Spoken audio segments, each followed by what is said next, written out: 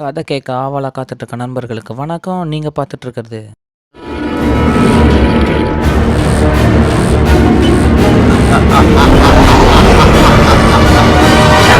ஒரு கதை சொல்லவா? போன சாப்டர்ல ஏகப்பட்ட சுவாரஸ்யமான நிகழ்வுகள் நடந்தது. அரசர் ஒரு பெரிய விஷயத்த சொல்லியிருக்காரு. அதை கேட்டு எல்லாரும் ஆடி போயிருக்காங்க.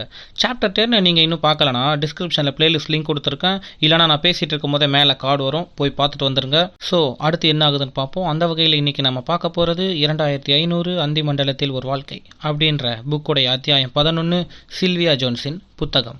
ஓப்பன் பண்ணா அரசர் டைனிங் டேபிள் பக்கத்துல உட்கார்ந்துருக்காரு. அவருக்கு எதிர்த்தாப்புல ஐசக் அதிர்ச்சியில் உட்காந்துருக்கான். அப்படியே அரசர் ஆஷ்லேயை பார்க்க ஆஷ்லே கன்னத்தில் கையை வச்சுக்கிட்டு அவளும் அதிர்ச்சியில் உட்காந்துட்டு இருக்கா. ரெண்டு பேரும் இந்த மாதிரி உட்காந்துக்கிட்டு இருக்க, ரொம்ப நேரமா இப்படியே உட்காந்துக்கிட்டு இருக்கீங்க, ஏதாவது பேசுங்களேன் அப்படின்னு அரசர் கேட்க, அப்போ திடீர்னு, எப்படி அரசே, என்னால் கூட கண்டுபிடிக்க முடியல, அந்த சிலையை 1-2 தடவை தான் நீங்கள் பார்த்துருப்பீங்க, எப்படி மறக்காம ஞாபகம் வச்சிருக்கீங்க அப்படின்னு ஐசக் ஆச்சரியமா கேட்குறான். அதை கேட்ட அரசர், அந்த சிலை ஒரு பெண் என்றால் இப்படித்தான் இருக்க வேண்டும் என்கின்ற மாதிரி உனக்கு புரியும்படி சொல்ல வேண்டுமென்றால், நீ ஏமியை வர்ணித்தது போல் அந்த சிலை இருந்தது.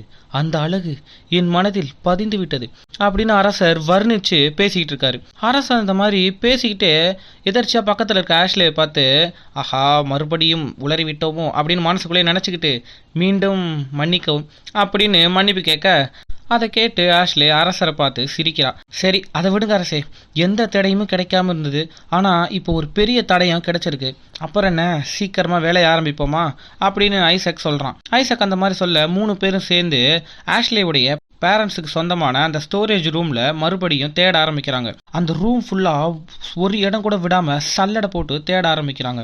அந்த மாதிரி தேடிக்கிட்டு இருக்கும்போது ஐசக் எதையோ கண்டுபிடிக்கிறான். ஐசக், ஆஷ்லே அப்புறம் அரசர் 2 பேரையும் கூப்பிட அவங்க 2 பேரும் பக்கத்துல வர்றாங்க. ஐசக் ஒரு பெட்டியை கை காமிச்சு, 2 பேரும் இதை கொஞ்சம் பாருங்க, இது என்னன்னு தெரியுதா அப்படின்னு கேட்கறான். என்ன பெட்டி இது அப்படின்னு அரசர் கேட்க, இந்த பெட்டி விதைகளை பதப்படுத்தி சேகரிக்க பயன்படுத்தப்பட்ட ஒரு கண்டெய்னர் அப்படின்னு ஐசக் சொல்றான்.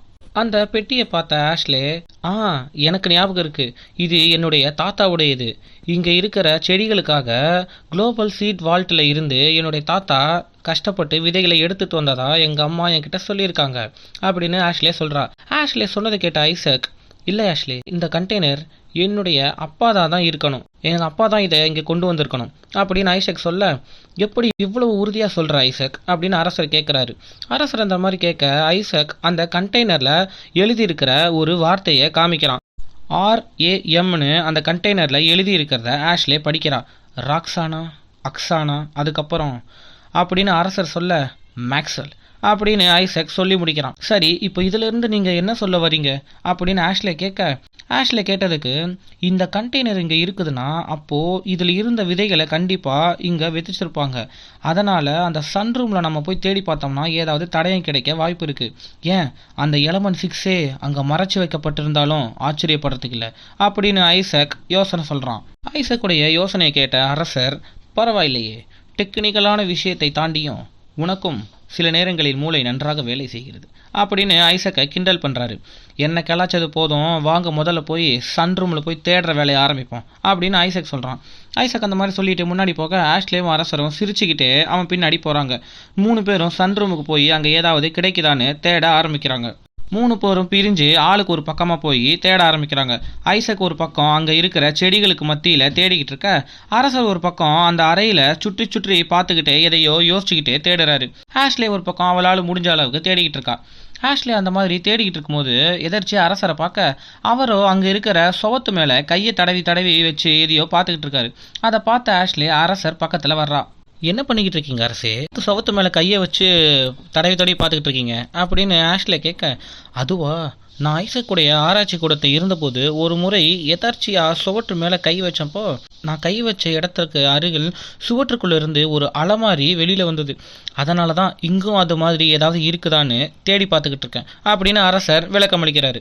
ஓ அப்படியா, சரி சரி, அப்புறம் அரசே, நான் உங்ககிட்ட ஒன்று கேட்கணும் அப்படின்னு ஆஷ்லே அனுமதி கேட்க, தாராளமாக எழுதுவா இருந்தாலும் கேளுங்க அப்படின்னு அரசர் பதில் சொல்கிறாரு. ஏமி என்பது யார் அப்படின்னு ஆஷ்லே கேட்குறா. அதுக்கு அரசர், ஏமி என்பது ஒரு மோட்டார் வாகனம். அதில் தான் ஐசக் பயணித்து வந்தான். நான் பயணித்து வந்த வாகனத்துடைய பெயர் ஹனா அப்படின்னு அரசர் பதில் சொல்றாரு. அதை கேட்ட ஆஷ்லே, சரி ஐசக் ஏமியை வர்ணிச்சது போல என்னுடைய அம்மாவுடைய சிலை இருந்துச்சுன்னு சொன்னீங்களே, ஐசக்குடைய வர்ணனையை கொஞ்சம் சொல்லுங்க, நானும் கேட்குறேன் அப்படின்னு ஆஷ்லே கேட்குறா. ஆஷ்லே அந்த மாதிரி கேட்க அரசர், சொன்னால் தவறாக எதுவும் எடுத்துக்கொள்ள மாட்டீர்களே அப்படின்னு தயங்கிக்கிட்டே கேட்க, அதெல்லாம் தப்பாக எடுத்துக்க மாட்டாரசே, தாராளமாக சொல்லுங்க அப்படின்னு ஆஷ்லே சொல்கிறா.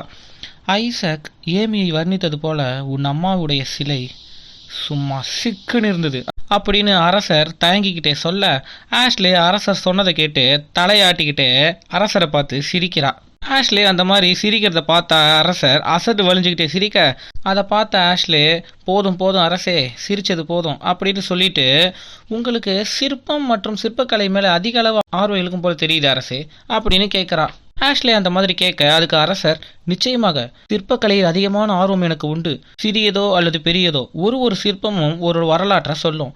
அதனால தான் நாங்கள் கட்டுற கோவில்களில் சிற்பங்களும் கல்வெட்டுகளும் அதிக அளவில் காணப்படுது அப்படின்னு அரசர் சொல்கிறாரு. அரசரும் ஆஷ்லேவும் இப்படி பேசிக்கிட்டு இருக்க அந்த பக்கம் தீவிரமாக ஐசக் தேடிக்கிட்டு இருக்கான். அப்போது திடீர்னு, ஆஷ்லே, அரசே, சீக்கிரமாக 2 பேரும் இங்கே வாங்க அப்படின்னு சத்தமாக 2 பேரையும் கூப்பிட்றான். ஐசக் அந்த மாதிரி கூப்பிட, ஏதோ கண்டுபிடித்து விட்டான் போல் இருக்கிறது ஆஷ்லே அப்படின்னு அரசர் சொல்லிட்டு ஐசக்கை நோக்கி ஓட ஆஷ்லேவும் பின்னாடியே போறா. அரசரும் ஆஷ்லேவும் ஐசக் பக்கத்தில் போய் பார்க்க, அங்கே செடிகளுக்கு மத்தியில் ஒரு கல் இருக்குது. அந்த கல்லில் இவங்க தேடி வந்த எலமெண்ட் 6 உருவம் சிற்பமாக செதுக்கப்பட்டிருக்குது. அந்த சிற்பத்தை 3 பேரும் பார்க்குறாங்க. ஆஷ்லே அந்த சிற்பத்தை பார்த்து ஏதோ யோசிச்சுக்கிட்டு இருக்க, அரசரும் ஐசக்கும் அந்த சிற்பத்தை பற்றி பேசிக்கிட்டு இருக்காங்க. ஐசக் அரசர் இந்த மாதிரி பேசிக்கிட்டு இருக்க, அப்போ திடீர்னு, அரசே அரசே, ஒரு சிற்பமும் ஒரு வரலாறை சொல்லும் அப்படின்னு நீங்கள் சொன்னீங்கல்ல அப்படின்னு ஆஷ்லே கேட்க, ஆமாம் சொன்னேன் அப்படின்னு அரசர் பதில் சொல்ல, எனக்கு 5 வயசு இருக்கும்போது என் அம்மா அடிக்கடி வெளியில் போய் கொஞ்சம் நேரத்தை செலவிடுவாங்க. அப்போ ஒரு நாள் அவங்கள ஃபாலோ பண்ணி பின்னாடி போய் பார்த்தேன். அப்போது வெளியில் பனி நிறைந்த இடத்துல இதே மாதிரி ஒரு சிற்பத்தை எனக்கு பார்த்ததான் ஞாபகம். நிச்சயமாக அங்கே ஏதாவது கிடைக்க வாய்ப்பு இருக்குது அப்படின்னு ஆஷ்லே சொல்கிறா. அரசரும் ஐசக்கும் ஆஷ்லே சொன்னது கேட்டு வியப்படைகிறாங்க. உறுதியாக தான் சொல்கிறாயா அப்படின்னு அரசர் கேட்க, கன்ஃபார்மாக சொல்கிறார் சே, நான் அங்கே பார்த்தது இதே சிற்பம் தான். அதனால தான் இந்த எலமெண்ட் 6 ஓவியத்தை பார்க்கும்போது எங்கேயோ இதை பார்த்த மாதிரி எனக்கு தோணிருக்கு அப்படின்னு ஆஷ்லே சொல்கிறா. ஆஷ்லே அந்த மாதிரி உறுதியாக சொல்ல, அப்படின்னா டைம் வேஸ்ட் பண்ண தேவையில்லை, உடனே அங்கே போய் பார்த்துருவோம் அப்படின்னு ஐசக் சொல்கிறான். அடுத்த செகண்ட் ஆஷ்லே அரசர் மற்றும் ஐசக் 2 பேரையும் அவள் பார்த்த இடத்துக்கு கூட்டிகிட்டு போகிறா.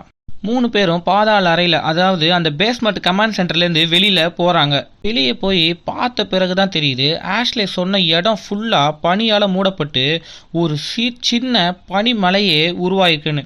என்ன இந்த இடம் இப்படி இருக்குது அப்படின்னு ஐசக் சொல்ல, இத்தனை வருஷத்தில் தொடர் பனிமலையால் அந்த சிற்பம் இருக்கிற இடத்துக்கு மேலே ஒரு சிறிய பனிமலையே உருவாயிருக்கு அப்படின்னு ஆஷ்லே சொல்கிறான். என்ன இப்படி ஆயிடுச்சு, இப்போ அந்த சிற்பம் இருக்கிற இடத்த எப்படி நம்ம நெருங்குறது அப்படின்னு ஆஷ்லே புலம்ப, ஆஷ்லே அந்த மாதிரி புலம்ப அதை கேட்ட அரசர், கவலையே தேவையில்லை ஆஷ்லே அப்படின்னு சொல்லிட்டு பக்கத்தில் இருக்கிற ஐசக்கை பார்த்து, ஐசக், உன் மூளைக்கு வேலை வந்துருச்சு, சீக்கிரமாக வேலையை ஆரம்பி அப்படின்னு சொல்கிறாரு.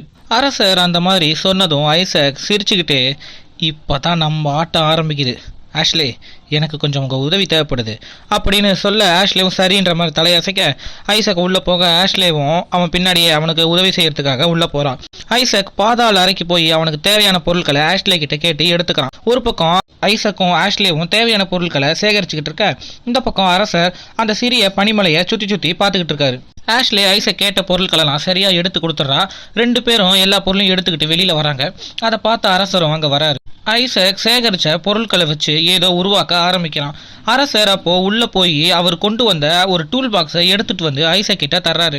ஐசக், நீங்கள் அறிவாளி அரசே அப்படின்ற மாதிரி அரசரை பார்த்து கையை அசைச்சிட்டு வேலையை ஆரம்பிக்கிறான். மடமடன்னு அவன் மனசில் நினைக்கிற இயந்திரத்தை உருவாக்க ஆரம்பிக்கிறான். ஆஷ்லே ஐசக்குடைய திறமையை வியந்து போய் பார்த்துக்கிட்டு இருக்கான். ரொம்ப நேரம் கழிச்சு ஐசக் அவன் எதிர்பார்த்த இயந்திரத்தை உருவாக்கி முடிக்கிறான். ஐசக் உருவாக்குனது பனிமலையில் தொலையிடுவதற்கான ஒரு இயந்திரத்தை தான். ஐசக் அந்த இயந்திரத்தை ஆன் பண்ண அந்த இயந்திரம் ஆஷ்லே சொன்ன ஸ்டோன் இருக்கிற இடத்த நோக்கி ட்ரில் பண்ணி போக ஆரம்பிக்குது. ஸ்டாச்சு கிட்ட போன அந்த மிஷின் அது மேலே படிஞ்சிருக்கிற பணிகளை எந்த சேதாரமும் இல்லாத வகையில் சுத்தம் செய்யுது. அதுக்கப்புறம் 3 பேரும் அந்த இயந்திரம் உருவாக்கின பாதை வழியாக சிற்பத்தை நோக்கி நடந்து போகிறாங்க. 3 பேரும் அந்த சிற்பத்தை பார்த்து அப்படியே அசந்து போய் நிக்கிறாங்க. அந்த சிற்பத்துக்கிட்ட போன 3 பேரும் அது மேல படிஞ்சிருக்கிற இன்னும் கொஞ்சம் பனியை கையால சுத்தப்படுத்துறாங்க. பளிங்கு கல்லுல செதுக்கப்பட்டது போல இருக்கிற அந்த எலமெண்ட் 6 உடைய சிற்பத்தை பார்த்து மெய் மறந்து போறாங்க. 3 பேரும் அந்த மாதிரி மெய் மறந்து பார்த்துக்கிட்டு இருக்க அந்த சிற்பத்துக்கு அடியில ஏதோ புதஞ்சிருக்கிற மாதிரி தெரிய 3 பேரும் அந்த சிற்பத்துக்கு பக்கத்துல போய் அதை தோண்ட ஆரம்பிக்கிறாங்க. அங்க அவங்களுக்கு ஒரு சின்ன புக்கு கிடைக்குது. அந்த புக்குடைய முகப்பில சில்வியா ஜோன்ஸ் அப்படின்னு எழுதியிருக்கு. ஆஷ்லி அந்த புத்தகத்தை எடுக்கிறா. சில்வியா ஜோன்ஸ்னு அவங்க அம்மாவுடைய பேர் எழுதியிருக்கிறத படிச்சுட்டு புக்கை திறந்து படிக்க ஆரம்பிக்கிறா. ஸோ இதோட நம்மளுடைய அத்தியாயம் 11 முடியுது. ஸோ இவங்களுக்கு எந்த க்ளூவும் இல்லாமல் இருந்தபோது ஒரு க்ளூ கிடச்சி அது மூலயமா வந்த லீடில் இவங்களுக்கு ஆஷ்லேவுடைய அம்மா சில்வியா ஜோன்ஸ் சம்மந்தப்பட்ட ஒரு புக்கு கிடைச்சிருக்கு. அந்த புக்கில் என்ன எழுதப்பட்டிருக்கு, அதில் ஆஷ்லேவுடைய அம்மா சில்வியா ஜோன்ஸ் சம்மந்தப்பட்ட டீட்டெயில்ஸ் இருக்குமா, இல்லை ஆஷ்லே சொன்ன மாதிரி ஐசக்குடைய அப்பா மேக்ஸ்வெல் தான் சில்வியா ஜோன்ஸுக்கு உதவி பண்ணாங்க அப்படின்ற மாதிரியான டீட்டெயில்ஸ் ஏதாவது அதில் இருக்க போகுதா, இதையெல்லாம் நம்ம அடுத்த சாப்டரில் பார்ப்போம். தெரிஞ்சுக்கிறதுக்கு காத்துருங்க. அது வரைக்கும் உங்களிடமிருந்து விடை பெறுங்க. ஒரு கதை சொல்லவா?